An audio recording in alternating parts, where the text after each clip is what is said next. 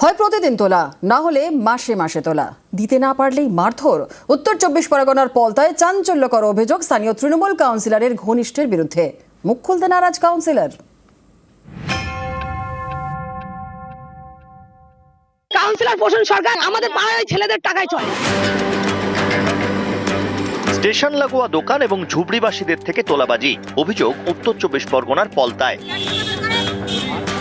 অভিযোগ দিনের পর দিন ধরে তোলাবাজি চালাচ্ছেন হাফিজুল গাজী এবং তার দলবল। কারো থেকে প্রতিদিন নেওয়া হচ্ছে 50 থেকে 100 টাকা করে, কারো থেকে আবার মাসে মাসে তোলা, টাকা না দিলেই মারধর। অভিযোগ সম্প্রতি এক দোকানদার তোলা দিতে পারেননি বলে তার স্ত্রীকে মেরে মাথা ফাটিয়ে দেওয়া হয়।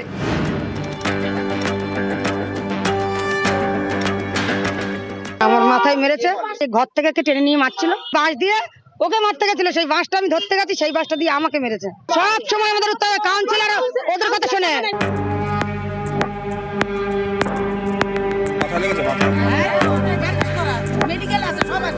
স্থানীয়দের অভিযোগ তোলাবাজি এবং অত্যাচারের নেতৃত্বে হাফিজুল গাজী, যিনি উত্তর বারাকপুর পুরসভার 11 নম্বর ওয়ার্ডের তৃণমূল কাউন্সিলর প্রসূন সরকারের ঘনিষ্ঠ বলে দাবি। কাউন্সিলর প্রসূন সরকার আমাদের পাড়ায় ছেলেদের টাকায় চলে। এই নিয়ে কিছু বলতে চাননি তৃণমূল কাউন্সিলর।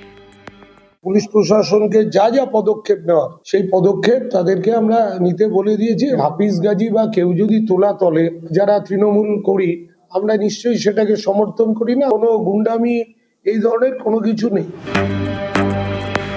হাফিজুল গাজী সহ কয়েকজনের বিরুদ্ধে পলতার নোয়াপাড়া থানায় অভিযোগ জানানো হয়েছে।